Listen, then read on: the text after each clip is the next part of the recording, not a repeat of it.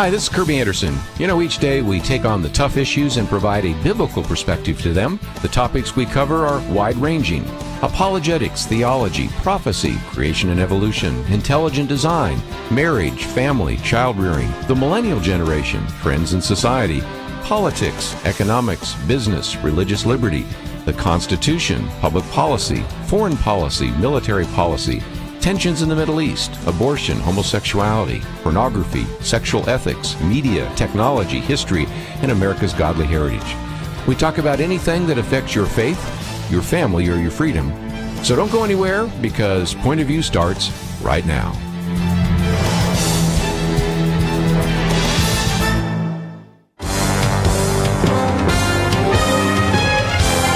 Across America, live. This is Point of View.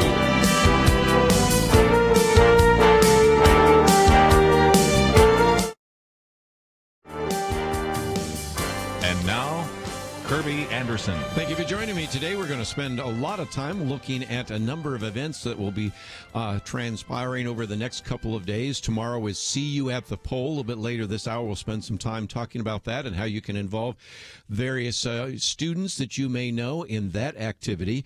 This Sunday, of course, is Life Chain, the National Life Chain, so we'll be talking about that. We'll revisit some of the controversy involving the NFL, and Brent Bozell is calling for all sorts of listeners that are maybe going to think about going to or watching an NFL game to refrain from doing so this Sunday. So we'll have a lot to talk about in that regard. And the second hour, we'll have Josh McDowell in studio, his new book out. It's completely updated and expanded, Evidence That Demands a Verdict, Life-Changing Truth for a Skeptical World. So we have a lot to cover in the next 2 hours, but I thought we might begin with something that should be a real encouragement to you as well as a challenge. We wanted to spend just a few minutes today talking with Katherine Hines. She is the founder of Uganda Uganda director, I should say, of the Hines Ugandan Ministries. We're going to tell the story of how she just basically left a fairly successful business career in Colorado, headed to Uganda, and has had such a profound impact. And, of course, we have information about her, a link to her website, and this book, They Call Me Momma Katherine, how one woman's brokenness became hope for Uganda's children. I thought it'd be a real encouragement for some of you. And since just yesterday we talked about discipleship and missions, it seemed like another good follow-up interview. So, Katherine, thank you for joining us today here on Point of View. Thank you, Kirby Anderson. It's really a pleasure to be here. Tell your story for just a few minutes, if you might. You have a story about growing up in your family and all sorts of situations that you went through, and then, of course, successful in business in Colorado, and leaving all of that to go to Uganda, and in a sense being lowered down into the well. You know, there's a story that William Carey has told about, I will go down into the well and you hold on to the ropes for me. Back in 1994, you left that career and descended into the well of poverty right there in Uganda. And it wasn't an easy decision, Kirby, but one that I will never regret. There's nothing like serving the Lord. But it's something that God put on my heart when I was young. I was like 15 when he first put it on my heart. And that's back when Idi Amin was in Uganda. But to me, it was just Africa. I didn't realize there was all these different countries at that time. I should have, but I didn't. And to me, Uganda was just Africa. Well, let's talk about that for just a minute, because we can certainly see that Idi Amin, a former dictator, those of us a little bit older remember when he was in power. Tomorrow I have a millennial roundtable, and I doubt any of them will remember any of that, because most of them either were not born or were very, very young. But for those of us that are old enough, butchered probably 300,000 individuals. That's, I think, the first thing that sort of got your attention. Now, since then, that country has been ravaged not only by Idi Amin, but by AIDS and by all sorts of other issues, but a country with tremendous needs. But talk about that, because even at a young age, you began to see that it's possible that God could use you as a missionary. Yes, I did. And but it seemed impossible at 15. Like, how do I do this? How do I go? You know, I hear you, Lord. And what I would see is I would see it on the news all the time, what was happening. I would see it in magazines. And I would hear about the number of orphans that were being brought out because of all the killing that he was doing. Like you said, it was around 300,000 adults that he killed and made around 800,000 orphans. And I kept thinking, well, these children need love. They need care. They need to know God cares. And that's like what God kept putting in my heart. But it took him a number of years to get me there, Kirby. Well, sure. It wasn't something simple because I was a stubborn person, and just going off to Africa just wasn't a simple thing. Let's say we can maybe talk about those steps, and it's also helpful for our listeners because one of those steps for especially people today are short-term mission trips. If there's one thing that we've talked about with our Millennial Roundtable, which we will do tomorrow, is that they are not only the reason we have things like See You at the Pole and True Love Waits, but they have, because I think of the advances in technology and transportation, oftentimes make their way to a short-term mission trip. And once you go on missions, even just for a week with your teen group or your college group or your youth group or whoever you get there, that gives you a kind of a greater vision, if you will, a missionary worldview. How did that happen in your life? Well, that actually happened later in my life because I got into a church and became a member of a church with my family. You know, once the family decided to go to church, I had never gone to church till I was 15. And I went on my first mission trip when I was 29. So it was really exciting to me when I did finally go with a mission trip. And I actually went with a career class. But I could see how a mission trip can help a person to decide if this is what they really think God is calling them to do. I went a number of places. I first went to Mexico City, went then to Costa Rica, and also to New York City, inner city a couple times. Worked in inner city Denver. But all those places just weren't where God wanted me, so he just kept directing me back to Uganda. He finally got me there when I was 36, Kirby, but it's not always an easy thing. You know, I mean, sometimes we go a different route, but God allows us to go that route so that he can use us more in what he needs us for. Because going through the business world has helped me a lot in setting up an NGO and a nonprofit and all the things that had to take place in order for this to happen. That's right. Let's talk about one other way in which I think some of the listeners out here might consider going on missions, and that is you went to the Urbana Missions Conference. Last week, we had Dr. Paul Baraka with us. We taped it last week, although we just aired it yesterday, because he was here for this huge missions conference in the Dallas area. And it does seem to me that another opportunity, apart from short-term mission trips, is to go to the conference. And I know when you were at that conference, you met Johnny Erickson Tata and a number of things. Tell us the story, if you might. Oh, I'm telling you, 1990. I never forget it. It was so wonderful. At that time, they were still doing them just all in Urbana, in Illinois, at the university there, and then we would come and stay in the dorms, and we have the conference for a week. And I'm telling you, I learned so much in that week talking to different missionaries, like Johnny Erickson Tata was one, but there were other people that I spoke with as well. And Steve Green was the lead singer for the singing time and worship time. And I'm telling you, there's nothing like 20,000 people being there, all interested in missions. And all of these different mission agencies you can talk to and find out what's going on out there. It was so exciting to me, Kirby, because I was learning that, wow, there's a world of missions out there, people doing things that I never dreamed people were doing, and all for the same purpose, serving Jesus Christ and to further the kingdom. And I was so excited about it. And that was a very, very good conference for me. It was life-changing. Let's take a break. When we come back, we will continue because we need to get you to Uganda, but we talked about some of the initial actions before that, so we'll talk about some of the work there. And as we go to a break, let me just mention that we have a link to hineskids.org. It's Hines, but again, you don't have to know how to spell it because we have a link there. As you go there, you'll find out more about the work and ways in which you can participate, and also this book, which again, if you are interested in missions, or you would like to maybe feature someone in a missions conference, this book, which is available, it's about 150 pages. It's called They Call Me Momma Katherine, How One Woman's Brokenness Became Hope for Uganda's Children. And it would be just a great resource for you in your church, especially if you have a missions conference or you know somebody that maybe is thinking about this. They can kind of follow the story along. So let's take a break. We'll talk about some of the work that Katherine Hines is doing in missions in Uganda right after this.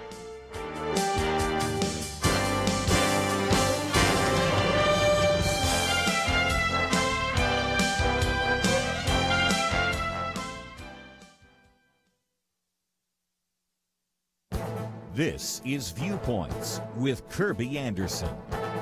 2 years ago, I did a commentary about a Christian t-shirt company that was sued because the owner declined to print a message that conflicted with his biblical perspective. I recently found out much more about Blaine Adamson and wanted to tell you the rest of his story. 5 years ago, a customer who came into his company, Hands On Originals, sued him when he declined to print a message that promoted homosexuality. Blaine says that he got into the t-shirt printing business because so many of the Christian t-shirts at the time were so poorly done. They were, in his words, cheesy. Because he has high standards, he declined to print other t-shirts. Once he was asked to make a shirt with Jesus on a bucket of chicken with chickens coming out of the bucket. He turned them down. He also turned down shirt orders that would have promoted an adult film, another that would have promoted a strip club, and a few that he felt promoted violence. In fact, he even declined to print a simple black shirt with white lettering that read, "Homosexuality is a sin." Blaine Adamson employs gay people in his business and has gay customers. He has even printed materials for a local band called Mother Jane, whose lead singer is a lesbian. So you can see why he felt it was unfair to be sued for not printing one t-shirt that would promote homosexual activities. It's also worth mentioning that 2 lesbian printers in New Jersey voiced their support for him because they didn't want to be forced to print messages that would violate their consciousness. So far, he has been successful in the courts. A judge ruled that he has the freedom to print which messages he wants to promote. An appeals court also agreed. Now the case has been appealed to the Kentucky Supreme Court. I hope the judges see this case for what it is. It is a nuisance suit that is a direct attack on his First Amendment rights. I'm Kirby Anderson, and that's my point of view. Take Kirby and the Point of View team with you on the go with the Point of View app. Search for Point of View Radio at the Apple or Google Play stores.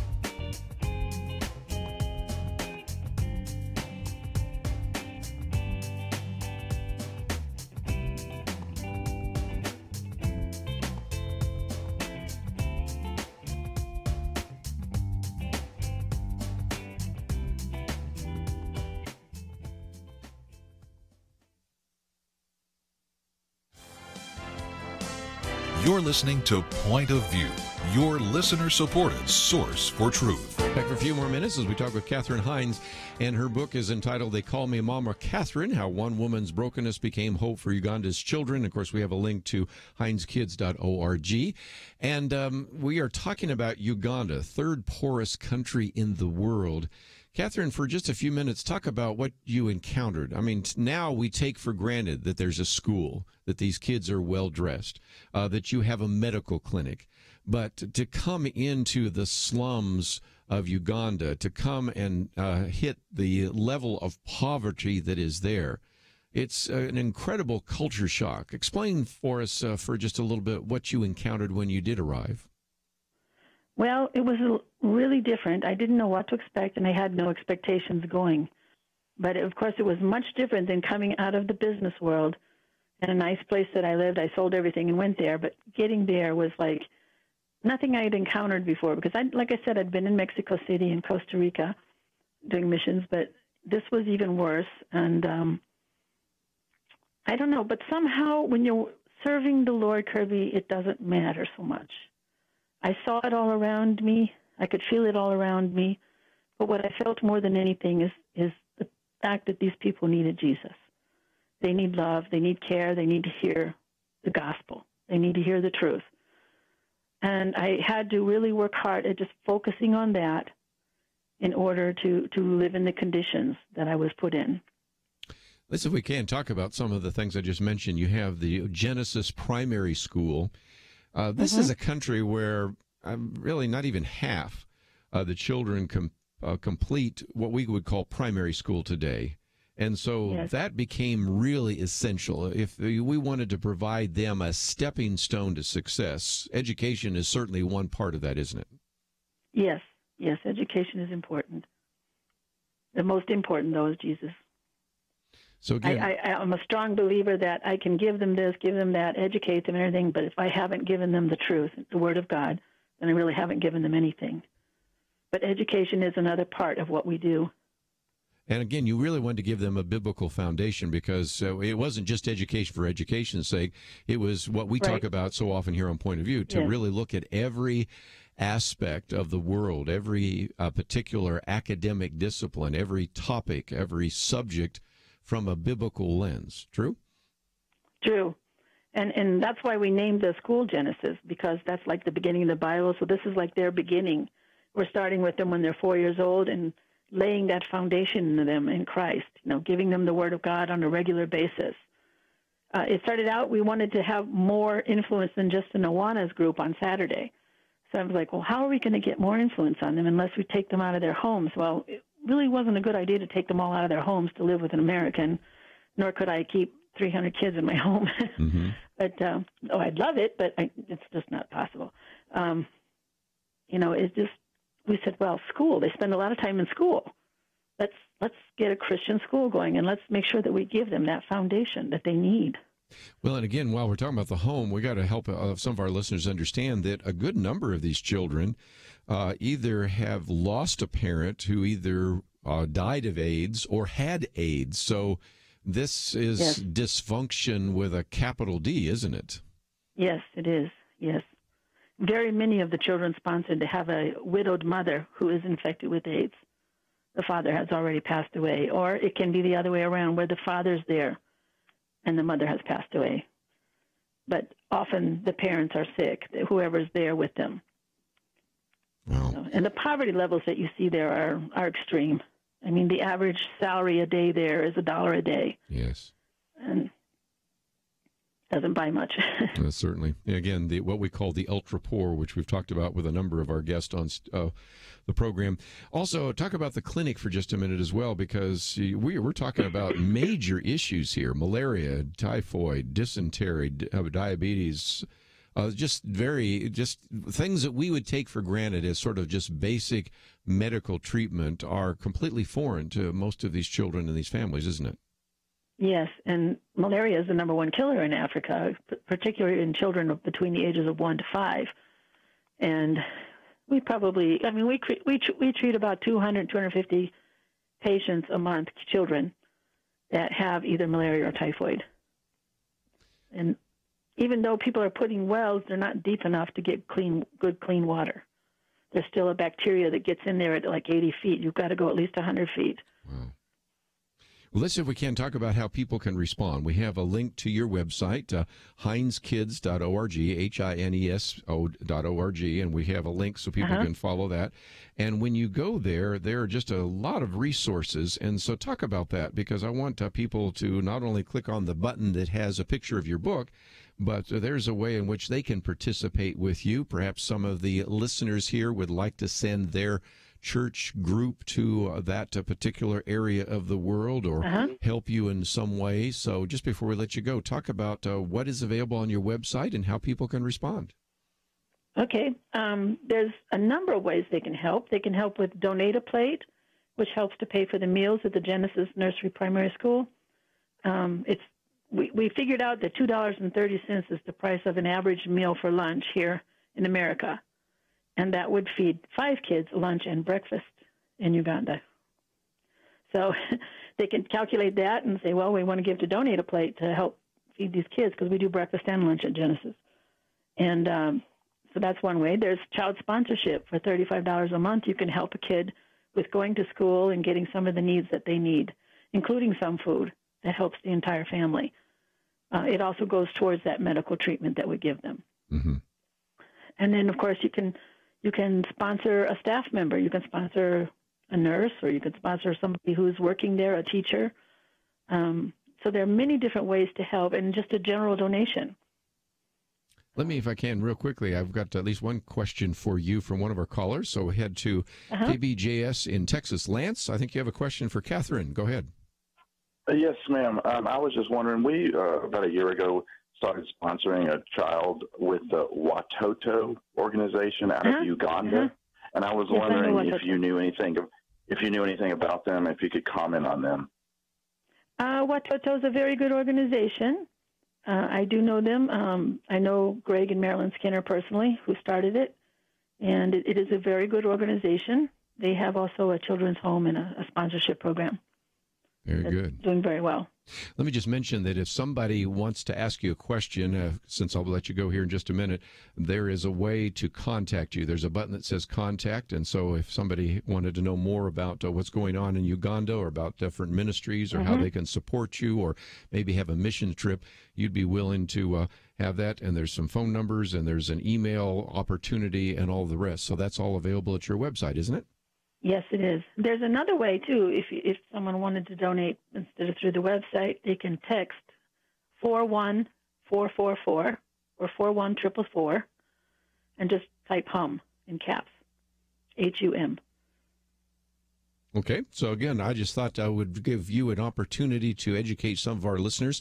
The book, again, about 150 pages. We have information about that on our website, and it's entitled They Call Me Momma Katherine, How One Woman's Brokenness Became Hope for Uganda's Children. And since we focused a little bit of time and attention yesterday on the issue of discipleship and also missions, we thought it would be really appropriate to have you on for a few minutes today, and I knew you were available. So thank you again for joining us on Point of View, and look forward to the next opportunity. Thank you so much. Let's take a break, and when we come back, we're going to get into some of the issues in the news.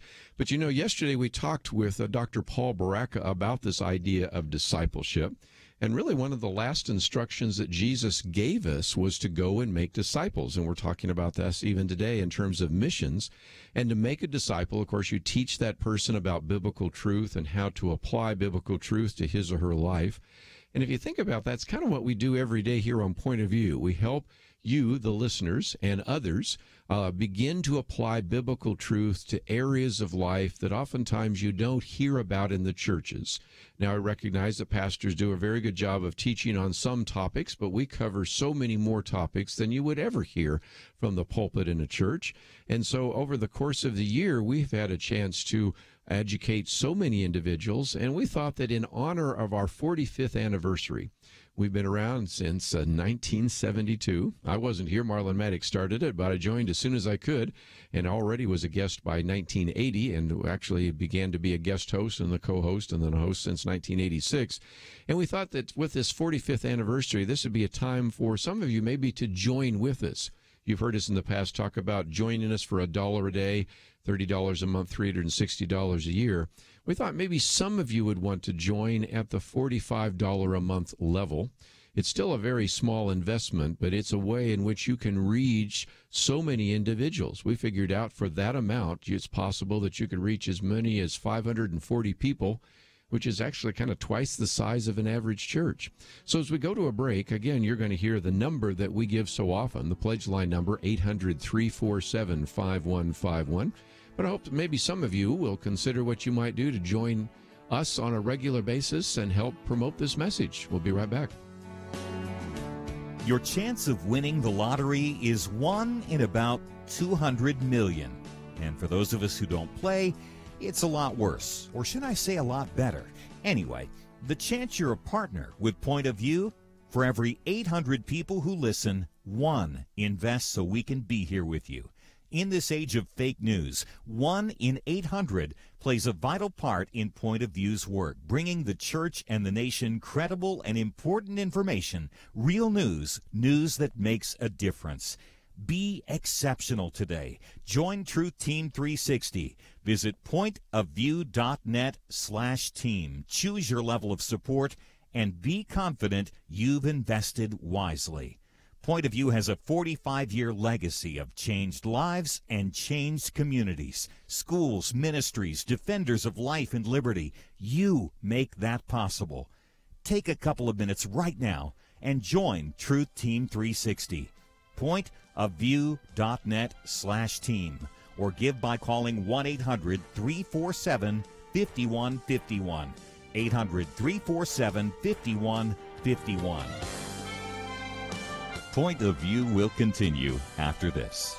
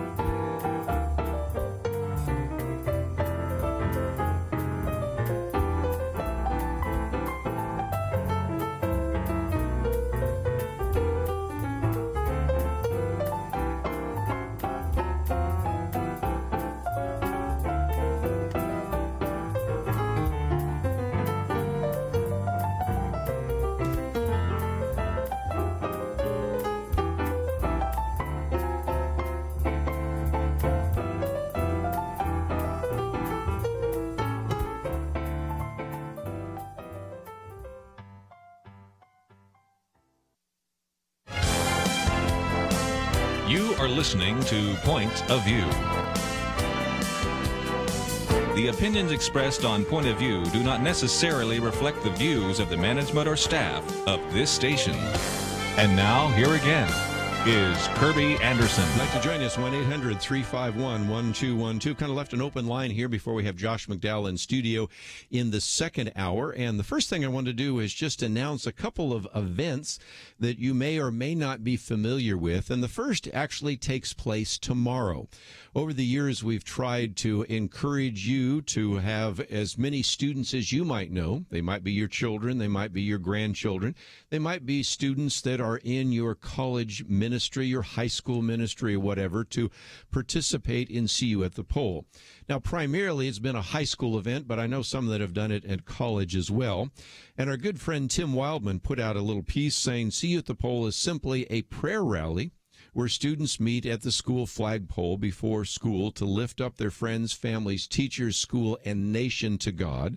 See You at the Pole is a student-initiated, student-organized, and student-led event. And because of that, it is not unconstitutional at all. And really, since 1991, See You at the Pole has grown exponentially. We were broadcasting because it first came out in the 1990s. We were doing broadcast, interviewing people that were doing it in the mid-cities, not far from where we broadcast here today. And as he said, it has grown exponentially. Within the first few years, the movement began to spread to other nations through missionaries from the United States. And now each year, probably around 3 million students from all over the world participate in See You at the Pole. So that is tomorrow. If you're listening to this today on Tuesday, it would be Wednesday. And the best time to arrive is about 7 a.m. local time. So, of course, all around the globe, at every time zone, students will be gathering at their flagpoles, praying for their school, their family, their friends, churches, communities, and all the rest. And so let me encourage you to encourage those students that you might know to actually participate in that. Also, our good friend Tony Perkins at the Family Research Council put it this way: whether you have a student in school this fall or just a heart for the next generation of our country, America's children need your support now through prayer. He says human sexuality is a spiritual issue that has been twisted and politicized, and our children are having their rights stripped away. He says we must stand for biblical truth and sexual truth no matter how much pressure you and I and America's school children face to conform. And so he said this year's student-led See You at the Pole prayer rallies have taken on special weight and urgency in the face of bullying, indoctrination, and privacy violations by the liberal left's transgender movement. You and I must push back against the darkness for our children. And so, again, he encourages you to find out more. And if you go to our website today, hit that button that says See More, go to the very bottom. The first link we have is at See You at the Pole. And so you can see that. It's also SYATP, which is the letters for seeyouatthepole.com. But whatever way, you can certainly mark your calendar. There's some information, some press material that you might want to use. And so the first thing I want to identify is See You at the Pole. The second I want to also identify for you takes place on Sunday, and that is called Life Chain. And Life Chain is, again, where about 1,600 different cities and towns have Life Chain.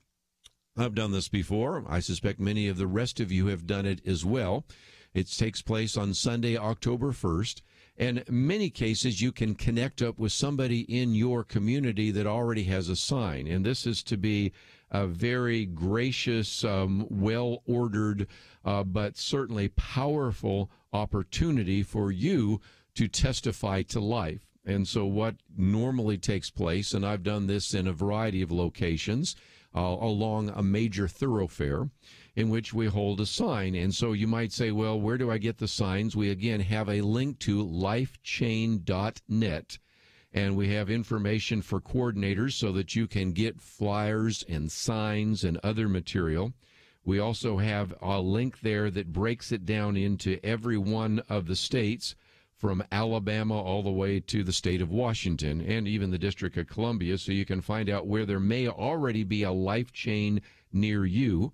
If there is not one that you can find in your locality, why can't you just simply be the first to start it? And there is information on that website, lifechain.net. And so it's, if you will, sort of a silent protest, but it's a great opportunity on October 1st to stand out there to hold a sign and testify to life. As people drive by, they honk. Some people don't honk, or they make signs, but most of the time it's a way in which you can really testify to the importance of life.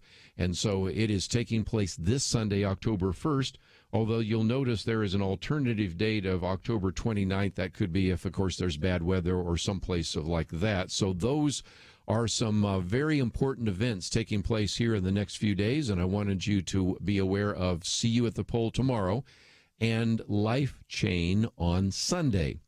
While I'm talking about Sunday, let's get back to the NFL for just a few minutes, and that is Brent Bozell. I want to try to get him on because he is the president of the Media Research Center, and he's calling for all Americans to send a patriotic message to the National Football League this Sunday by going a week without football.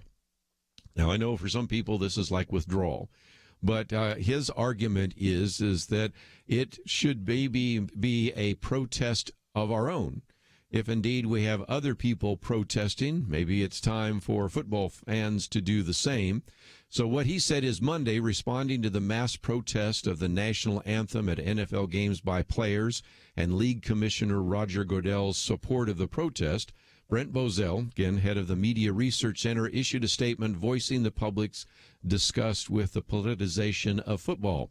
And here's a direct quote from Brent Bozell. He said, quote, protesting the national anthem not only distracts from the sport that pays these players millions, but more importantly, disrespects the men and women of the military who risk their lives to allow them that opportunity. This is a spectacle designed to score political points, and the public is sick and tired of it, unquote. A little bit later, he also said, quote, people tune in to football to enjoy themselves, not to subject themselves to attacks on our flag because spoiled players don't like the politics of our president. The public needs to have its voice heard, and the best way to get the NFL to listen is simply turn off the game en masse next week. Don't know how well that will work. Sometimes people who've called for boycotts and other things in the past, sometimes they're successful, sometimes they flop, but I did want you to know that that's something Brent Bozell's been calling for. And if nothing else, we'll see if we can get him on and get some of his comments about that as well. If you haven't been paying attention to this, there is some sense that maybe this is going to not only continue through the NFL games, but carry on into the Olympics. This comes from the New York Times today, and that is the protesting of racism and police brutality by American athletes started with the WNBA players at the news conference July 2016 and soon spread to the playing fields of the NFL and the hardwood courts of the NBA. In less than 5 months, the Winter Games will take place in South Korea, and some are saying that that will present an even larger stage for demonstration on the Olympic podium. And so one of the authors here in the New York Times suggests that that may indeed take place. She talks about one of these individuals, a woman who is an Olympic hopeful in bobsledding, was among those at an athletes summit that in Utah, who said that athletic activism was something that they'd been thinking about and discussing with teammates before these South Korea games. The matter intensified, of course, with some of the tweets by President Donald Trump. And so now you're having some talk about the fact that we won't just see the kneelings taking place at the NFL games, but we will see them in the Winter Olympics on the Olympic podium. So you can see that what started out by Colin Kaepernick has kind of exploded rather dramatically.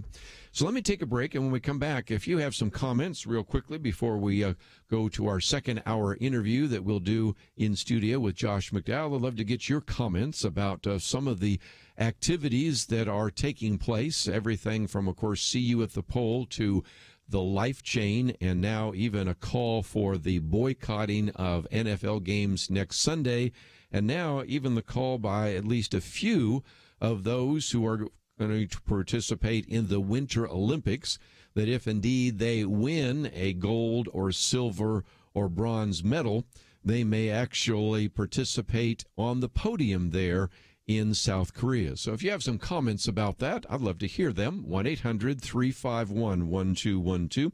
Talk a little bit more about how almost everything has been politicized. We have seen this in business. We certainly have seen it on college campuses. Now we seem to see it in sports, and in particular the NFL, and in the potential of even seeing it at the Olympics. So if you have some thoughts about that, I'd love to hear them. 1-800-351-1212. Open line. We'll take your calls right after this.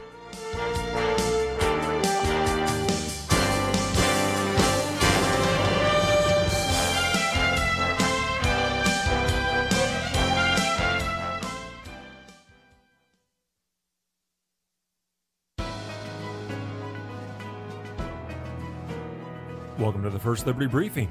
I'm Jeremy Dice. We recently noted the decision by the U.S. Court of Appeals for the Sixth Circuit approving the invocations presented by the commissioners of Jackson County, Michigan, before their meetings. Today, I wanted you to hear the judges in their own words. Judge Griffin, writing the opinion for the Sixth Circuit, explained, quote, "There is no support for the plaintiff's granular view of legislative prayer." He said that the prayers reflect the individual commissioner's religious beliefs does not mean the Jackson County Board of Commissioners is endorsing a particular religion, Christianity or otherwise.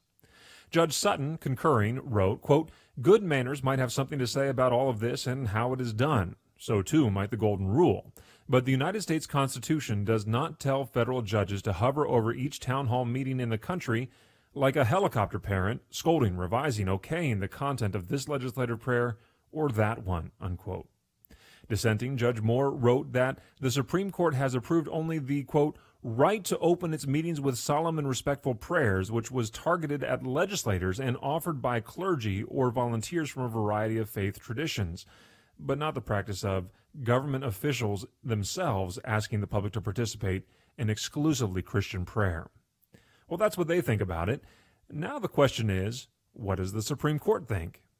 To learn how First Liberty is protecting religious liberty for all Americans, visit firstliberty.org. You can learn how to protect religious freedom in the workplace, public schools, your church, the military, and more by downloading First Liberty's free Religious Liberty Protection Kits at firstliberty.org. That's firstliberty.org. If you want hope for religious freedom, go to firstliberty.org.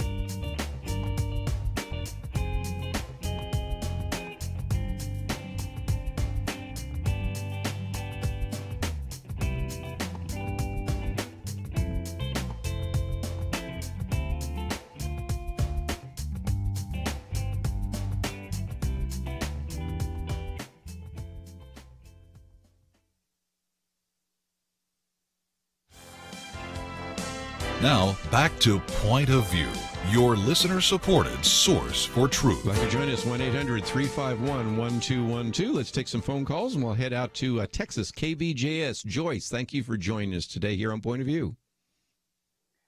And it's nice to be here. I have a comment. A few years ago, GOA, Gun Owners of America, had some legislation going that was totally against us. And what we did, we coordinated the phone and mail, and everybody all at once flooded all the phone lines at the White House, Congress. Everybody jammed their system totally. I mean, for hours. it was jammed. And we sent the letters, so the letters, I got flooded with letters. And, of course, all of our things were, like the they were anti-gun, and we were pro, of course. Sure. And very familiar with Gun Owners of America. Go ahead. And so you were thinking of doing something like this time? Yes, it did not pass. It failed beautifully because, they didn't have any phone access for hours. And their mail was probably in sacks you see on cartoons. So what would you want to say this time? Help us out here real quickly because I want to get to some other callers. I would like for people to coordinate a time, maybe through you or something, because I don't have a local radio station that would do that. Like the Sundays that you do things like their busiest days are probably Monday. Pick a Monday and everybody get on the phone and call and keep calling till you get through and just close their lines down. Okay, well, that's one idea that's put on the table. Let's take a few more real quickly. We'll go to Georgia. Elaine, what would you like to add to our conversation today? Well, I'm calling in response to all of the things about the football players and all the other people that are protesting. I think that the nation has it wrong about. I have a friend who has been in the NFL, and it has nothing. What they are doing has nothing to do with the flag. It just has something to do with what is going on in the country. Most black people that I know love the flag more than anybody else in the world. So I think even the president just has the wrong approach to it. It has nothing to do with the American flag. And again, I've heard some people say that if anything, the flag should represent, again, it's just a piece of cloth, but it represents, well, it's not the flag itself. What it represents is the highest ideals of America. And so it seems to me that you wouldn't want to be protesting when you are calling for all of us to live up to the highest ideals of America. Is that fair? Well, I'm not certain because still the idea is that they're not protesting against the flag. Right. But they are protesting on what really is happening over the country as far as race relations are concerned and the black guys being killed so often. Yep. That's what that has nothing to do with the flag. That's right. Well, of course, it began in part, although, as I pointed out just a minute ago, some of this happened a little bit earlier but most of it goes back to Colin Kaepernick and that he was trying to find some way to protest this. Now, to be fair, one of the articles we've posted here today, Make America Normal Again, which is a good piece, says, this was actually sort of dying down. And it was actually only because of the tweets by the president and some of the statements he made that rekindled it, but not only rekindled it so that it's now showing up in all the NFL games, but as I pointed out a minute ago, if you look to the New York Times, may now show up even in the Winter Olympics. And so your point is well made. Let's, if we can, go, since we're talking about the Olympics, go to California this time. And Kathy, what are your thoughts about what might actually transpire at the Olympics in winter? Honestly, I was listening to your show, and when you talked about, I hadn't even thought of that, but when you spoke about it, I got sick. I can't imagine an American athlete on that podium taking a knee, and it just really sickens me. There's so much wrong with that on so many levels. We're representing the United States of America even going into the Olympics. If you're not proud at that point, I don't understand. I'm kind of blown away at the thought of that. I wish there was a rule or a law that if they're going to join and be a part of the Olympics, that they cannot do that. Well, again, the one that's been talking about that is Carrie Jones. She's African-American, by the way, and Olympic hopeful in bobsledding. First of all, as much as I love the Olympics, I don't think America has a chance in the bobsledding. So she may not be in the podium in the first place. But this isn't the first time. Those of us that are a little bit older remember the Olympics in the 1960s in Mexico City, where you had them holding their hands up in black fists. And, of course, that's something that's also shown up a little bit in some of these NFL games. So up until now, most people haven't been talking about the Olympics, but the article today in the New York Times talks about the possibility of that. Will that happen? I don't know. We'll see. But it just, I think, illustrates this feeling that we usually have of, well, this is going to happen for a few weeks, and then it's going to fade away. And I'm not so convinced necessarily it's going to fade away. So we'll see. And I appreciate your comment about that. Let's give at least one more caller who I think also wants to speak on the subject of the Olympics. So we'll go to Ray in Missouri, listening on KNEO. Ray, thank you for joining us today here on Point of View. Hey, Kirby. This whole thing has just blown plumb out of proportion. Now you're talking about these folks that are supposed to be going representing the United States of America as our Olympians, and now they want to protest.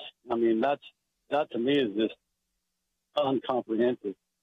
This thing, as a person, I don't pay much attention to the politicking and the sports activities arena, but I've heard nothing but this sports thing for the last 3 days, and this platform they're using it's just out of control. Yes, it certainly is. And I just don't know how anybody can go as a representative of the United States in the Olympic Games and then want to use that platform as a form of personal protest when they're supposed to be representing the United States of America in the first place. I mean, that's the whole point, isn't it? I mean, maybe I'm missing the whole point here. No, that's the thing. We've seen some political activities, and certainly politics has ended up in the Olympics before. The United States boycotted the Olympics in Moscow, and I mentioned those raising, their black-fisted gloves in the Mexico City Games and a few other examples. And, so we have seen some of that. I guess we shouldn't have been surprised that now there's at least one article suggesting that maybe it's going to show up not just in the NFL games and not just maybe in some of the NBA games and who knows where else, but might even show up in the Olympics in South Korea. We'll see whether that plays itself out or whether it just burns itself out. So I appreciate your phone call today, and I wish we had a little more time, but we're going to take a break. And in studio next hour is Josh McDowell. He and his son, Dr. Sean McDowell, have put together this completely updated and expanded classic, Evidence That Demands a Verdict. I'm going to show some of my copies going all the way back to 1972 when the first book came out. But this one has so many new chapters, such great material, and it will be fun to hear from Josh McDowell. And by the way, if you'd like to call in, maybe you'd like to share how Josh McDowell's books have had an impact in your life, or maybe you'd like to ask him a question about the Bible or apologetics or how to defend the Christian faith or evangelism, we will give you that opportunity in the second hour today here on Point of View. And if you'd like to know more about him or the guests that we've had on today or some of the articles we've posted, it's all available at the website pointofview.net. And as you go there, I hope you'll also consider clicking on that button that says donate and consider what you might do to support this ministry. We are listener supported. We're dependent on your financial gifts to make these programs available to you, and we certainly would appreciate your financial support. Let's take a break. When we come back, Josh McDowell in studio. Looking forward to it. We'll be back right after this. Chuck Bentley of Crown Financial Ministries believes you hold the key to powerful and lasting change. You can be a hero. Are you happy with what you're seeing in our culture? Are you really pleased with the direction of this country? If you're not, then do your duty. Give. Make an investment. Put your money where your heart's desire is to make a difference. You don't need a colorful cape and costume to be a hero. All you need is to get off the bench and into the game, and to support the fight for faith, family, and freedom. Join the team. Join Truth Team 360 with Point of View Radio. We need heroes to step up this week, today, and do what you can. Visit pointofview.net/team and choose your level of support. Be an important part of Point of View's 45-year legacy of changed lives and changed communities. It will be a gift that pays off for eternity. Pointofview.net/team, or give by calling 1-800-347-5151. 800-347-5151. Point of View will continue after this.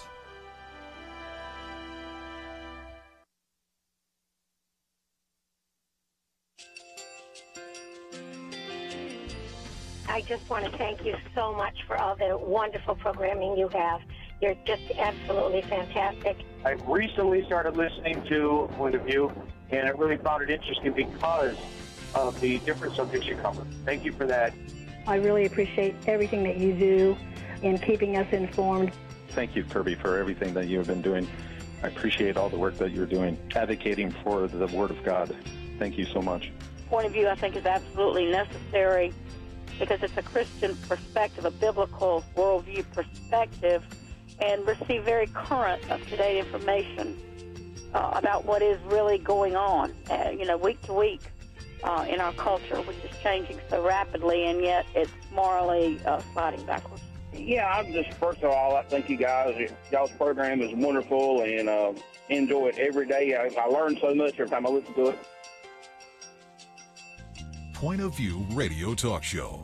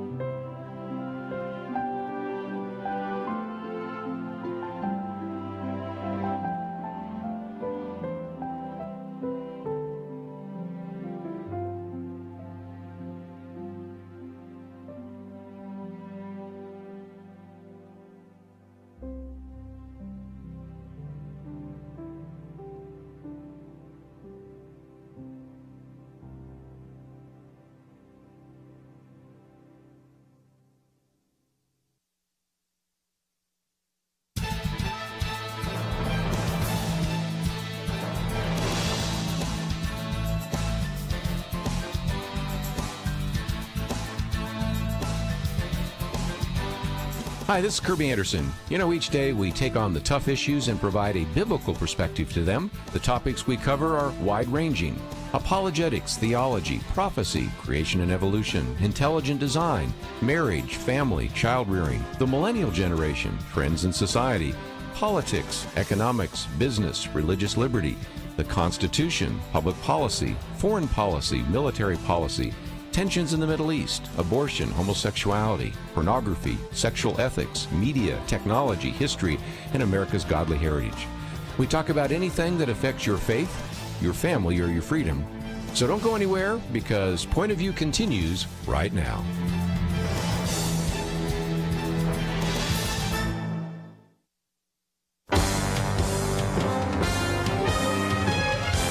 Across America, live. This is Point of View.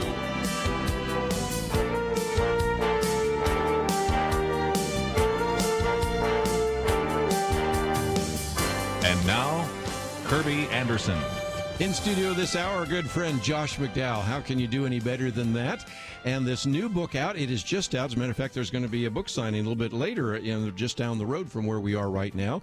Evidence That Demands a Verdict, Life-Changing Truth for a Skeptical World by Josh McDowell and Dr. Sean McDowell, a completely updated and expanded classic. Josh, it is so good to have you in studio again. You know, I told my wife it's like dying and going to heaven, coming down here to your new studio. Yes, well, it is a great new studio, and so you've got a chance to see it. But heaven is a little disappointed if it's exactly like this, but this is the next step. This is purgatory, the next step to it. Yeah, maybe we'll get there. Again, this is a book that, let me hold this up for some people looking here. This is a 1972 book. Woo! And it's Evidence That Demands a Verdict. And, of course, you had more evidence that demands a verdict. And the third one was much more. Yeah, so there you go.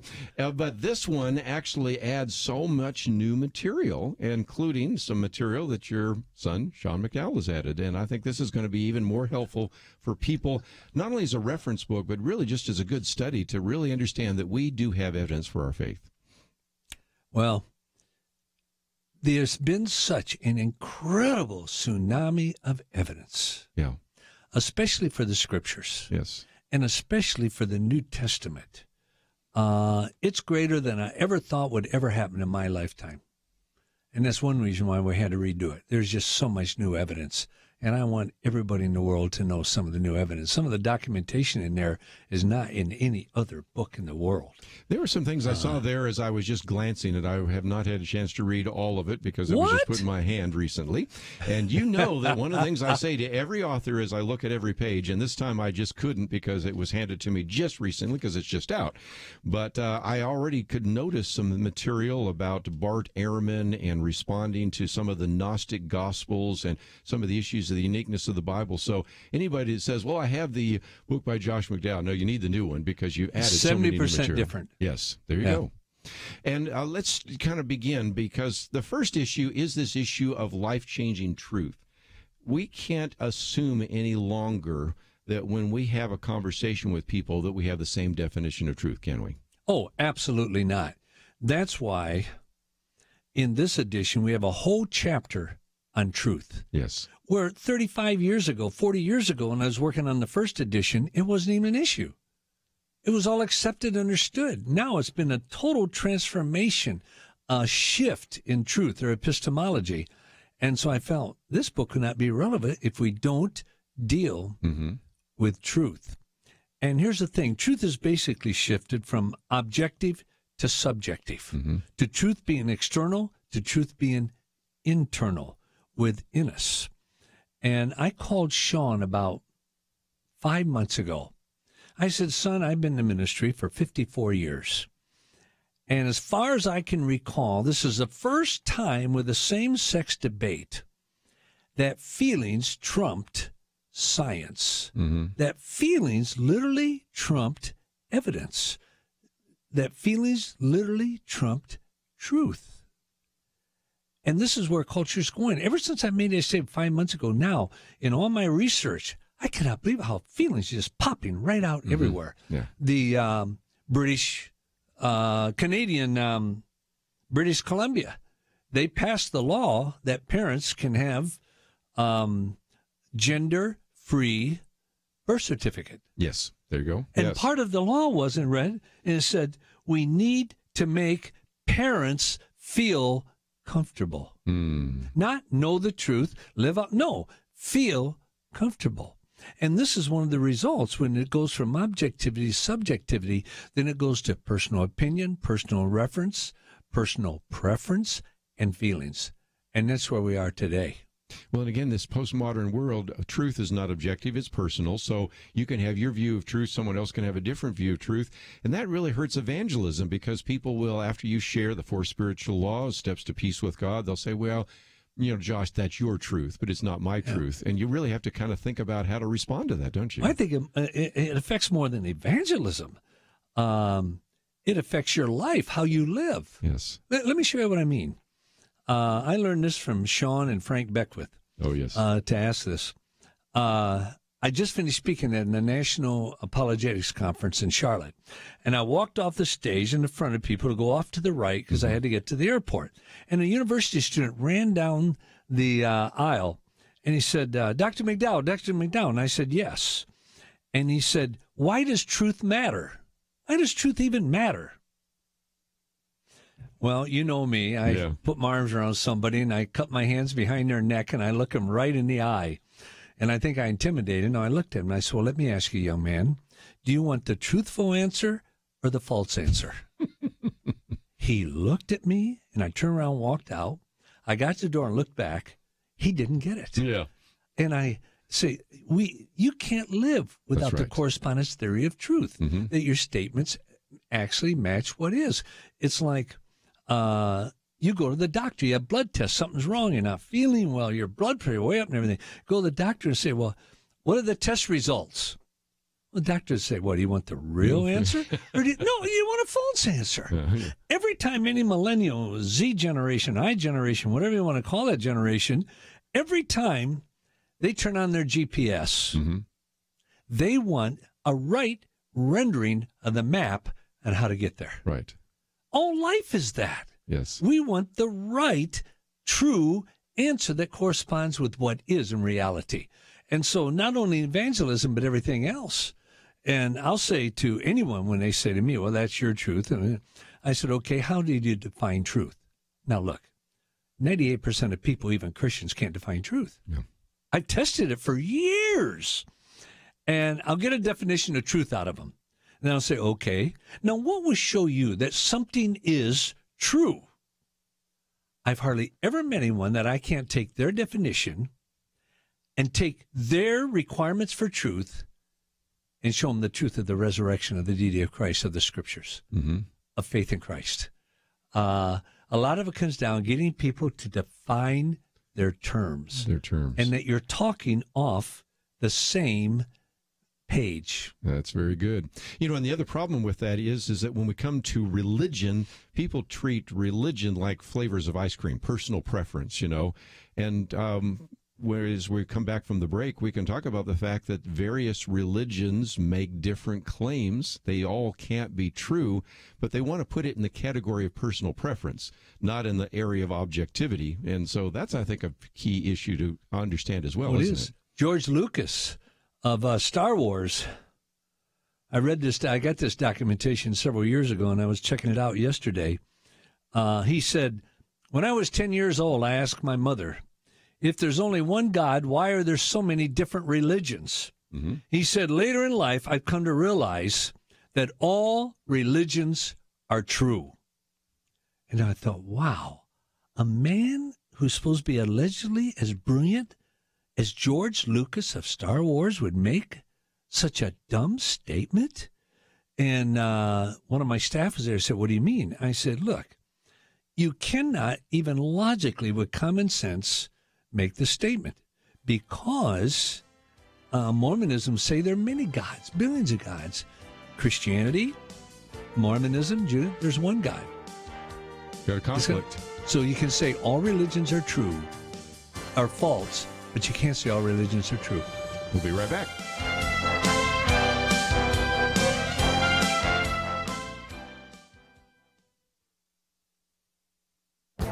This is Viewpoints with Kirby Anderson. 2 years ago, I did a commentary about a Christian t-shirt company that was sued because the owner declined to print a message that conflicted with his biblical perspective. I recently found out much more about Blaine Adamson and wanted to tell you the rest of his story. 5 years ago, a customer who came into his company, Hands On Originals, sued him when he declined to print a message that promoted homosexuality. Blaine says that he got into the t-shirt printing business because so many of the Christian t-shirts at the time were so poorly done. They were, in his words, cheesy. Because he has high standards, he declined to print other t-shirts. Once he was asked to make a shirt with Jesus on a bucket of chicken with chickens coming out of the bucket. He turned them down. He also turned down shirt orders that would have promoted an adult film, another that would have promoted a strip club, and a few that he felt promoted violence. In fact, he even declined to print a simple black shirt with white lettering that read, "Homosexuality is a sin." Blaine Adamson employs gay people in his business and has gay customers. He has even printed materials for a local band called Mother Jane, whose lead singer is a lesbian. So you can see why he felt it was unfair to be sued for not printing one t-shirt that would promote homosexual activities. It's also worth mentioning that 2 lesbian printers in New Jersey voiced their support for him because they didn't want to be forced to print messages that would violate their consciousness. So far, he has been successful in the courts. A judge ruled that he has the freedom to print which messages he wants to promote. An appeals court also agreed. Now the case has been appealed to the Kentucky Supreme Court. I hope the judges see this case for what it is. It is a nuisance suit that is a direct attack on his First Amendment rights. I'm Kirby Anderson, and that's my point of view. Take Kirby and the Point of View team with you on the go with the Point of View app. Search for Point of View Radio at the Apple or Google Play stores.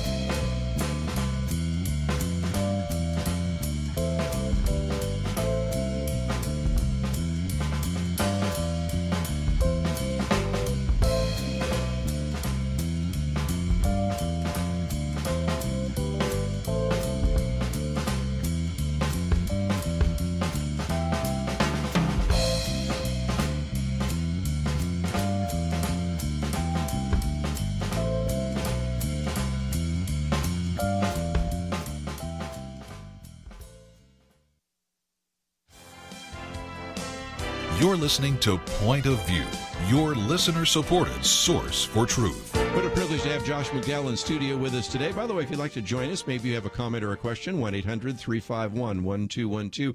We are talking about the new book, Evidence That Demands a Verdict, and I would encourage you to get a copy. It is now coming out, and again, there is a book signing for those of you in the Dallas area to go to the Hope Center. I guess 4 to 6 today, from what I understand. And, of course, this is all sorts of new material. Now, you told us that especially when we come to this evidence for the Bible and especially the New Testament, there's a lot of new material. We've been told by people in a lot of these liberal seminaries that, well, first of all, Luke is not a very accurate historian, so we can't trust the Gospel of Luke. We can't trust the Gospel. We can't trust the book of Acts. But now archaeology's become the friend of the New Testament, hasn't it? Oh, it has.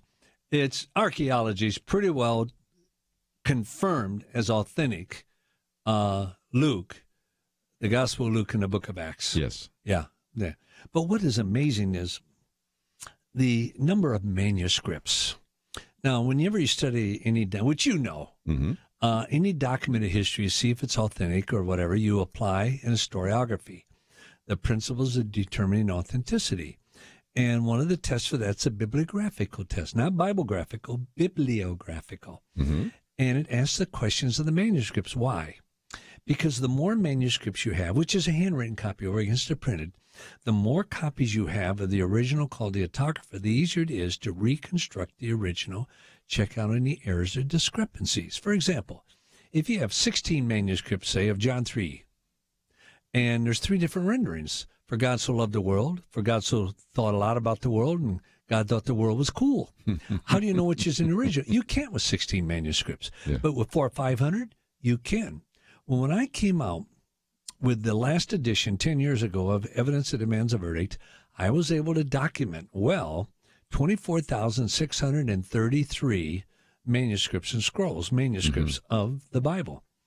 Now, and it's all documented. The only place in the world that's documented right now is in this book. In this book. I can document 66,462 of the Bible. Wow. That's an incredibly new number. It is. Yeah, that's off the charts. It's like Dr. Daniel Wallace said, Dallas said, it's a tsunami that has happened. And the number 2 in all history is the Iliad by Homer with 1,800 copies. 64,000 plus difference between the number 1 in the Bible and number 2 in history. I wish every student going into high school, going into university, every businessman going to work, every homemaker in their home knew some of these evidences. You know, sometimes I watch the HBO special, and it'll be about the Roman Empire, and they'll have to have the part about Caesar's Gallic Wars, of which you only have, 9 or 10 copies? I think now there's 14. Yeah, okay, all of 14 compared to 66,000. It's just unbelievable. And yet, they don't question it. And there's no question. Yeah, it's done as if they had videotape evidence of all of that happened in the Roman Empire. Yeah. It's just amazing. You know, you mentioned archaeology a minute ago. One of the ones that was so interesting is when I got a tour of Greece. We go to ancient Corinth, and this guy takes me down this goat path, and I'm going, where are we going? And it turns out there's a slab of limestone there, and it has the name Erastus, and that's actually in the book of Acts and in Romans. And so, again, just even as you go through this, those of us that have had a chance to go to Israel or go to Greece, we see that you've got archaeological evidence, you've got historical evidence. But what about the key thing to Erastus is up until then they found that they thought it was all fictitious. Yes, they thought it was They made thought up. it was all fictitious. Right. All of a sudden they said, here is the name of the person in the we're right talking about. context, Right. in the right dating as the scriptures. That's been repeated hundreds of times. What would you do then? You have a whole section here on Bart Ehrman.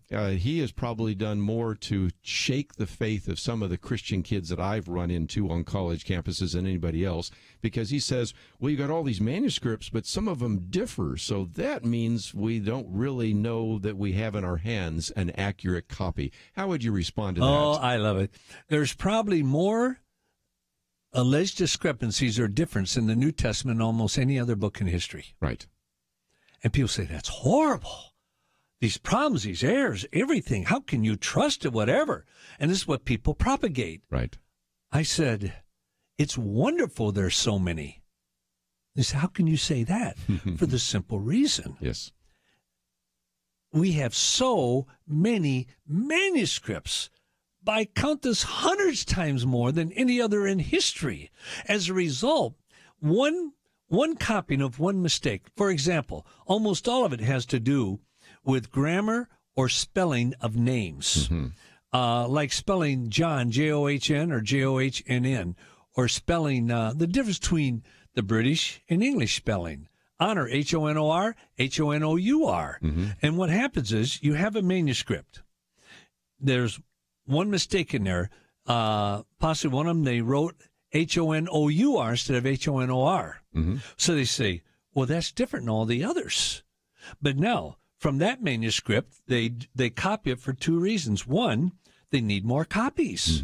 The other, to preserve that copy. So they might copy 300 manuscripts from that. Yes. Now, it's 301 mistakes when it's only one. Yes. And then from that, they need more manuscripts, so maybe 400 manuscripts are copied from that. All of a sudden, now you have 701. Josh, how can there's 701 errors in the manuscripts? No, there's only one. And it's easy to figure out where it came from. That's right. Yes. Yeah. And that's what the multiplication factor is. But people don't bring that out. I was with a friend of Sean's who's an atheist, a nice guy. And he came over when I spoke up. Biola to hear me, and he walked over to Talbot where I was going to speak in Sean's class. And he wanted to hear me again. So I'm walking along, I put his arm around, we're walking through the hallway there at Biola, and I said, I used his name, and I said, you know, my heart really goes out for you. He said, why? I said, with what's happening in research in the tsunami and evidence. You just came out with a book talking about all the errors and everything in there. I said, do you realize it won't be long, but that'll be totally obsolete? Mm-hmm. As I would rate him one of the top 3 Greek scholars in the world. You know him very well. Yeah. And he said to me about a year and a half ago, he said, Josh, in all these manuscripts and scrolls, you can now intellectually say we have the exact words of Jesus in the New Testament. He said, now, right now, we don't know 100% what they are. He used a term about 98.6%. I said, well, I'll put it at 98.6. I said, I'll put it at 96. I'm kind of conservative on this. But he said, Josh, in all these manuscripts, we have the exact words that Jesus said. Yes. And because of the new software with computers, everything else, some things that some MIT students are doing, Harvard students, it's going to bridge years and years of research. And I believe in our lifetime, there's going to be a publisher that will come out and promote the literal words of Jesus and the New Testament Bible. That's amazing. And we'll be able to document it. No more transparencies or anything. This is, and it's in our lifetime. I never believed in my lifetime it'd be 66,462. It's probably now about 67,000. Because so many, between the number 2 discovered is Iliad by Homer. Number 1 is the Bible, way out in front of everything. That is amazing. You know, one part of the bibliographic test is the number of copies, but also how close are those copies to the original. And that's changing too, isn't it? Oh, it's changing a lot. The closer the copy to the manuscript. See, they copy generation number 1. Yes. Then why they copy generation number 2? One, they want to preserve generation number 1, and they need more copies. Ad infinitum, generation number 2, number 3, number 4. And the principle is, the rule of thumb I call historically, the closer the copy you have to the original, the greater the accuracy. Now, why would that be? Well, because there's less chance for any mistakes and things like that. Why would there be a less chance of any mistakes? It's kind of like the old telephone game. You know, if I whisper it to someone next to me, that's going to be much more accurate than down the line. It usually means the closer the copy of the original, the fewer times it's been copied. Right. So less chance of human error, transposing of words, letters, numbers, whatever, to enter in. Well, even until a couple of the recent discoveries, you go back with the John Ryland manuscript, which is my favorite in the world. You can go back to about 125, 130 max AD. That's within 50-some years. That's mind-boggling. Let's come back from the break and talk about what has now been found and how that has changed everything. Josh McDowell in studio with us, talking about his book, Evidence That Demands a Verdict, a completely updated and expanded classic. We'll be back right after this. Your chance of winning the lottery is 1 in about 200 million. And for those of us who don't play, it's a lot worse. Or should I say a lot better?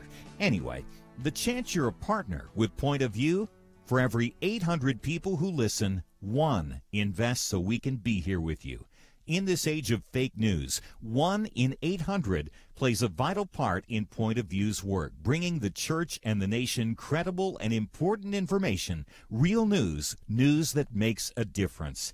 Be exceptional today. Join Truth Team 360. Visit pointofview.net/team. Choose your level of support and be confident you've invested wisely.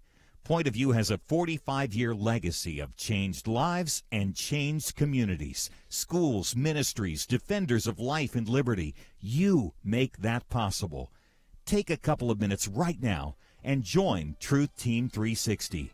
Pointofview.net/team, or give by calling 1-800-347-5151. 800-347-5151. Point of View will continue after this.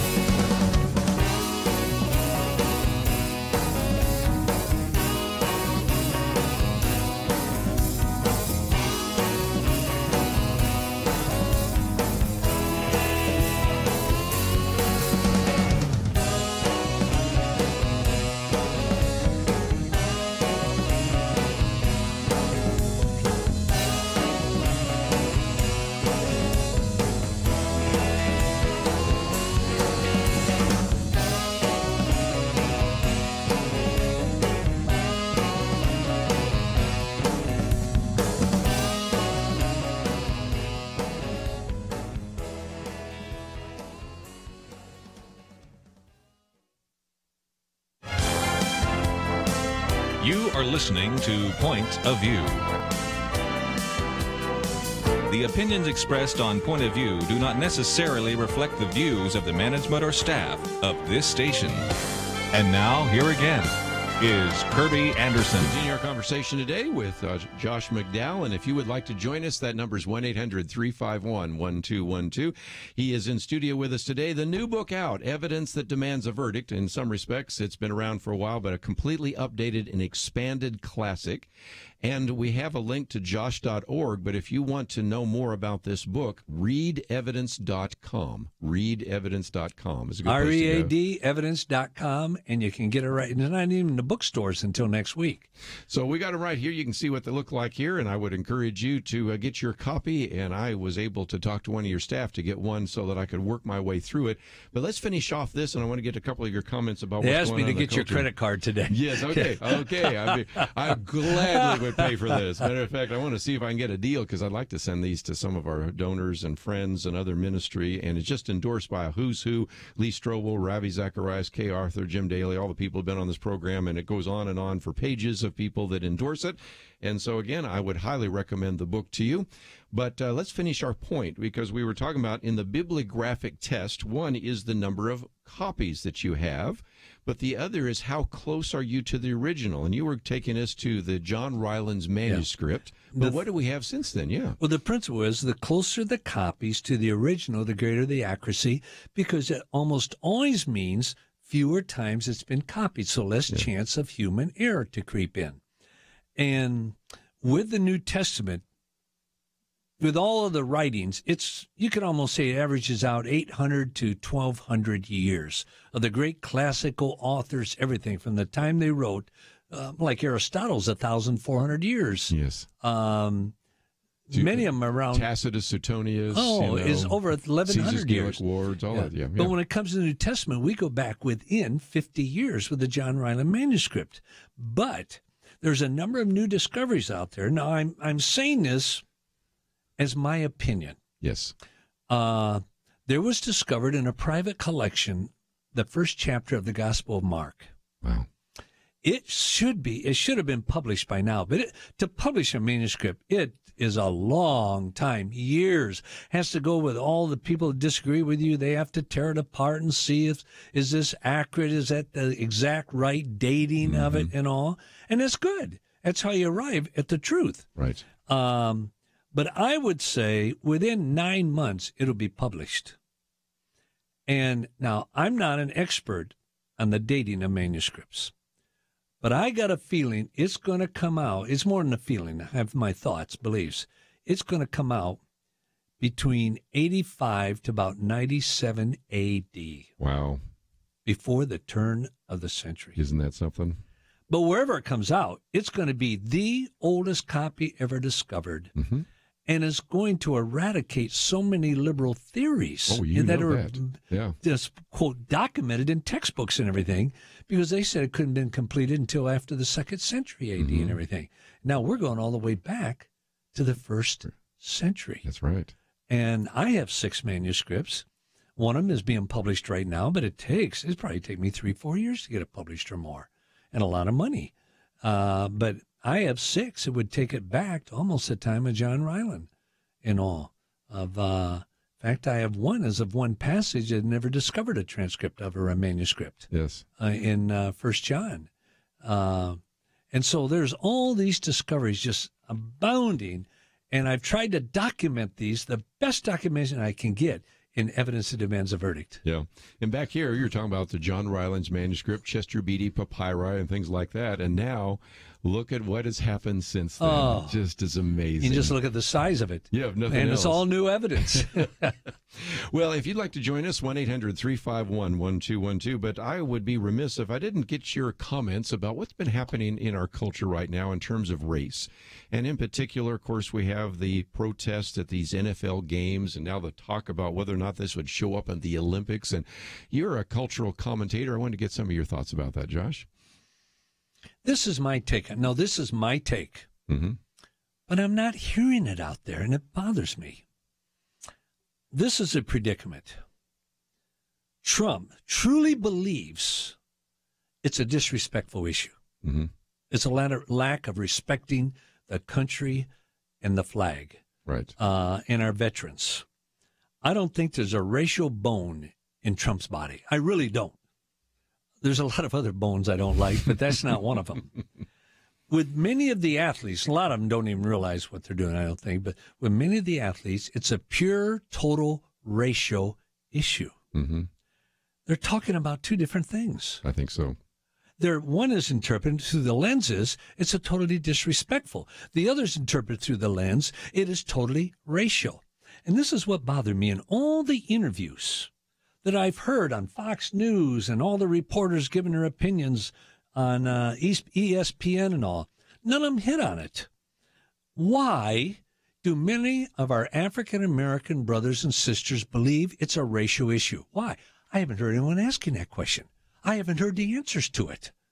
And I think if somebody asked that question and it hit the airways, I really believe it would persuade so many people to say, whoa, that's not how I was looking at it. Mm-hmm.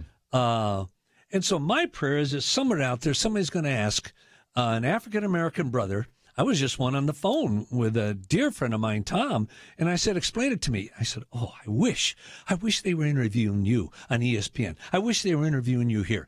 It was the most beautiful, positive explanation of how an African-American sees it, which I understood. Mm-hmm. But most whites don't. Right. And so you have two different, it's like when he said, fire them all. Now, over in this side of the NFL, they're saying that's a racial comment and everything else. Well, if Trump really thought it was a racial issue, then that was a racial statement. Mm-hmm. But when he truly believes, I think his heart has nothing to do with racism, has to do respect for the flag, then that statement doesn't matter if you're black, white, Asian, whatever. He would say, if you respect the flag, no, you should be fired. Mm-hmm. And so I'm just waiting for, and I don't think it'll happen. No. But on national media, somebody will ask that question, why is it a racial statement? Now think, where it all started back with the quarterback. Mm-hmm. At that time, a number of incidents in the previous weeks had come out of shooting of people by white and black cops, mm-hmm. but killing black people and young people, one shooting right in the head and unloading 29 bullets and doing everything. And it was actually started out as a demonstration against that. Mm-hmm. Had really nothing to do with the flag. No, it didn't at all. At that. Yeah. Well, it did, but yeah, for most people it didn't. Yeah. People thought it had to do with the flag at all. Mm-hmm.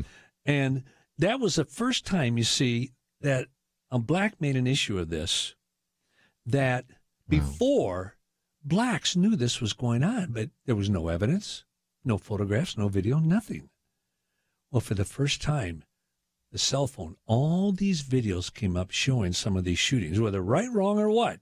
Mm-hmm. But it showed them and interpreted it as tremendous racial violence and police violence. Mm-hmm. That's what the initial one was against. Now they used the flag. For me personally, I don't think that's good. But look at it this way.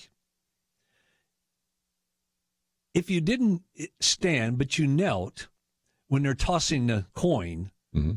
wouldn't have made any difference. Nobody would know anything. Yeah. But the one thing where you would draw attention is the flag, even though it might have nothing to do with the flag. But if you knelt during the flag, ooh, what's going on here and everything? Now, in a certain way, that's intelligent. Yeah. Calls attention to it. Yep. Yes. Yep. It. I think it's both an issue of respect and a racial issue, but nobody's given the context. And I wish every Caucasian in America could hear an African-American brother like I talked to on the phone today. I wish I could hear Tom give the most incredible explanation how it is interpreted. Yes. Even Trump's remarks are interpreted as racial statements, mm-hmm.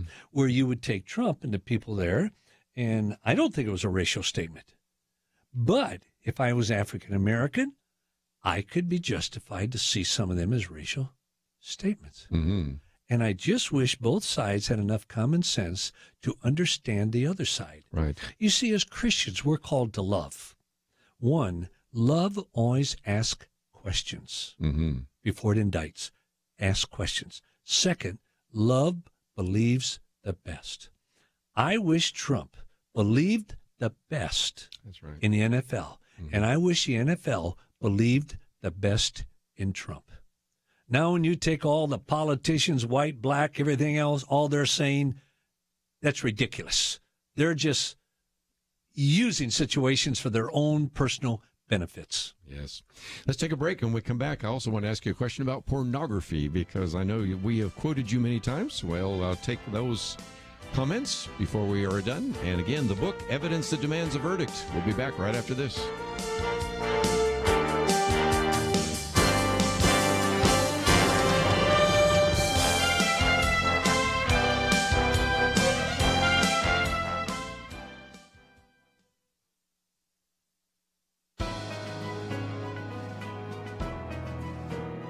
Welcome to the First Liberty Briefing. I'm Jeremy Dice. We recently noted the decision by the U.S. Court of Appeals for the Sixth Circuit approving the invocations presented by the commissioners of Jackson County, Michigan, before their meetings. Today, I wanted you to hear the judges in their own words. Judge Griffin, writing the opinion for the Sixth Circuit, explained, quote, "There is no support for the plaintiff's granular view of legislative prayer." He said that the prayers reflect the individual commissioner's religious beliefs does not mean the Jackson County Board of Commissioners is endorsing a particular religion, Christianity or otherwise. Judge Sutton, concurring, wrote, quote, "Good manners might have something to say about all of this and how it is done. So too might the Golden Rule. But the United States Constitution does not tell federal judges to hover over each town hall meeting in the country like a helicopter parent, scolding, revising, okaying the content of this legislative prayer or that one," unquote. Dissenting, Judge Moore wrote that the Supreme Court has approved only the, quote, "right to open its meetings with solemn and respectful prayers, which was targeted at legislators and offered by clergy or volunteers from a variety of faith traditions, but not the practice of government officials themselves asking the public to participate in exclusively Christian prayer." Well, that's what they think about it. Now the question is, what does the Supreme Court think? To learn how First Liberty is protecting religious liberty for all Americans, visit firstliberty.org. You can learn how to protect religious freedom in the workplace, public schools, your church, the military, and more by downloading First Liberty's free Religious Liberty Protection Kits at firstliberty.org. That's firstliberty.org. If you want hope for religious freedom, go to firstliberty.org.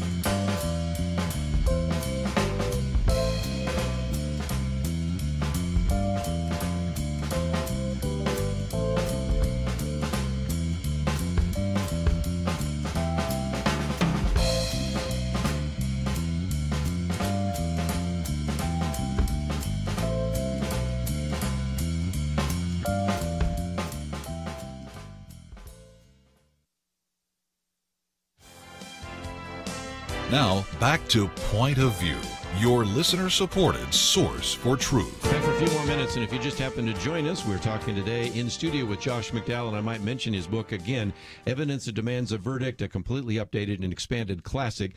But before we go, Josh, I really have to, and also I might just mention, go to the website, readevidence.com. We have a link there as well. But as people go to the other website, josh.org, one of the things we've been talking about for months, ever since you did that conference, is about pornography. As a matter of fact, I sit on one board, and we've actually developed, in addition to programs that we do in the public schools on things like abstinence and drugs and bullying, one on sexting and technology. And this is a major issue that I know is part of your heart. So share with us for just a minute what you've found as you've done all this research on this area of pornography today. Number one, I found the greatest ignorance of any subject I've ever addressed or thought of in the last 55 years. First of all, pornography. What is pornography? Mm-hmm. Pornography to me is any graphic created to instill sexual arousal. Mm-hmm. That's why I think a statue of David would not be pornography, because it wasn't created for arousal. Mm-hmm. It was created for appreciation of them, which is totally different than what you refer to as porn today. Second, people don't understand the size of it. Not even close.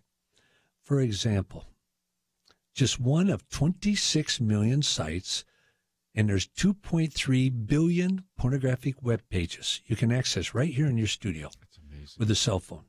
Just one site, it's not the largest, in the last 30 days has distributed 29 petabytes of pornographic data. Mm. If printed out, now this is only one site in 30 days, if printed out, would fill 540 million four-drawer file cabinets. Wow.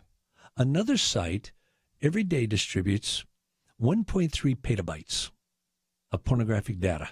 If printed out every single day this last year, just one site at 26 million would fill the Empire State Building. Mm. And then they don't understand not only how big it is. You can't protect your child from it. There's no way. Absolutely no way. Your child will see pornography, period. Mm. Yeah. But to see how broad it is in culture, it's totally normal now in culture. For example, I don't want to mention names here because it's true of almost every Christian organization. A top Christian organization would be one of the largest in the country, with hundreds of staff, everything. One of the most evangelical, biblically based evangelistic organizations, works in universities. And since January 1, they've had 243 applicants for their staff. Wow. And the director told me, he said, Josh, your emphasis on pornography is so much more important now than I ever dreamed. And I said, why?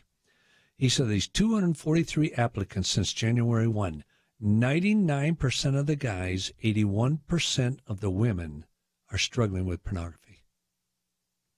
Mm. And that's in a Christian venue. Oh, yeah. Yeah, this is one of the top Christian ministry. evangelical, fundamental, born-again, Bible-based Christian ministries in the world. Unbelievable. In Campus Crusade, Navigators, InterVarsity, Young Life, and all. It could go up, like with Crew, it goes up to about 90% of everyone that applies for staff. Of the students that go out on summer projects and everything and all over the world and everything, 85% struggle with pornography. I don't want to mention some of the training institutions in America. Yeah. In one of them, I can show statistically that all the students there preparing for the ministry, it's just about 100% struggle with pornography. Wow. And it's one of the most, everybody in the world knows this institution. And so they don't know that, and then they don't know the devastation of it. Within 10 seconds, pornography literally, physically, biologically changes your brain. I was hoping you would get to that, because that's something we've started talking about even at Aim for Success. So when we go into the classrooms, it changes the brain. We know that the brain is, to use neuroplasticity, a big word for saying that the brain is affected by that in ways we never knew before, right? Oh, yes, it changes. You used to teach about why wait, but now we know a lot more about sex than we ever did because of brain studies, don't we? That's right. And the brain is changed. You can change it back, but it's much harder than cocaine, heroin, alcohol, etc. The memory process, where with norepinephrine, a chemical that takes an experience, an image, a feeling, a fear, a joy, and they would always say attaches it, the professionals say it paper clips it to your brain for recall. And I was with one of the top 3 neurosurgeons in the world. And I said, I don't see it as attaching. From everything I understand of norepinephrine and everything else, this is how I see it. The moment pornography passes in front of you, within a second, this chemical is released, and it tattoos it to your brain.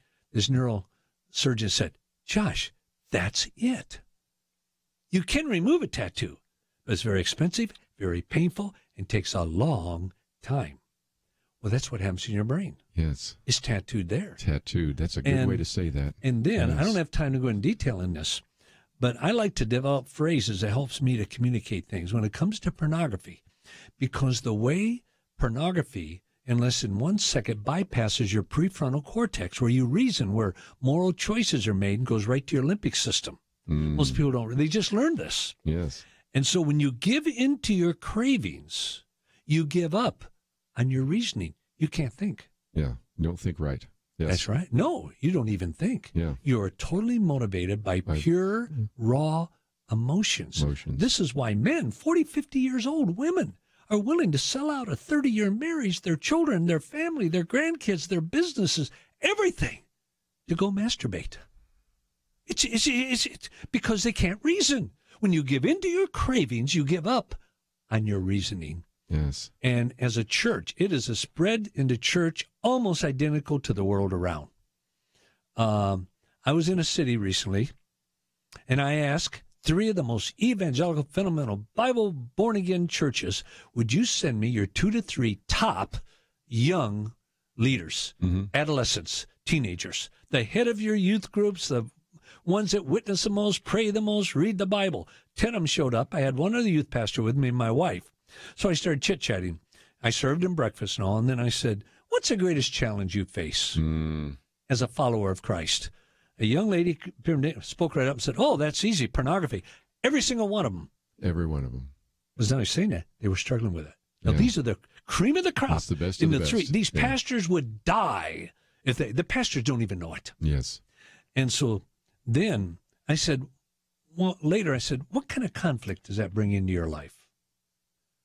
And yet another young lady spoke up, and then everyone instantly chimed in. I said, we live 2 lives. Now, these are the most spiritual kids we have. I believe that. And said, we live 2 lives. We go to church. We know you don't talk about it. People might say it's wrong or anything. We live the life there of pure in prayer and worship Jesus. But they said the moment we walk, these are the key kids now. We walk out that front door, we walk into our culture, and it's normal. Wow. We are out of time, but we are not You're out kidding. of topic. And so I We want to still make got a sure, minute left. Well, No. I want to make sure people go to josh.org, because if pastors are saying, what can I do in my congregation to address this issue? Because if we don't address this in the next couple of years, what happens? So again, they can go to josh.org, can't they, to get that material? Yes. In fact, you give me, let me say this. If anyone calls the station here and leaves their email, any pastor, in about 5 weeks, I will send them a link to the largest research ever done on pornography. Good. For the last 7 years, I've gathered everything out there. I spent $250,000, and I will send a link to every pastor, every Christian leader, any parent, divided into 9 areas with the problems, the solutions, how to answer it, how to approach it, everything, and I'll do it free. If they just call and contact you and leave their email, I will send it to him free. I'll send it on to Josh McDowell, or you can go to josh.org. Josh, thanks for being with us. We'll be back here tomorrow. I can't, it always flies by when I'm with you, Kirby. Chuck Bentley of Crown Financial Ministries believes you hold the key to powerful and lasting change. You can be a hero. Are you happy with what you're seeing in our culture? Are you really pleased with the direction of this country? And if you're not, then do your duty. Give. Make an investment. Put your money where your heart's desire is to make a difference. You don't need a colorful cape and costume to be a hero. All you need is to get off the bench and into the game, and to support the fight for faith, family, and freedom. Join the team. Join Truth Team 360 with Point of View Radio. We need heroes to step up this week, today, and do what you can. Visit pointofview.net/team and choose your level of support. Be an important part of Point of View's 45-year legacy of changed lives and changed communities. It will be a gift that pays off for eternity. Pointofview.net/team, or give by calling 1-800-347-5151. 800-347-5151. Point of View is produced by Point of View Ministries.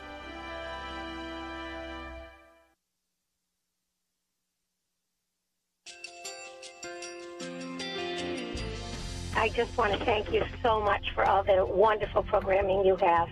You're just absolutely fantastic. I recently started listening to Point of View, and I really found it interesting because of the different subjects you cover. Thank you for that. I really appreciate everything that you do in keeping us informed. Thank you, Kirby, for everything that you've been doing. I appreciate all the work that you're doing, advocating for the Word of God. Thank you so much. Point of View, I think, is absolutely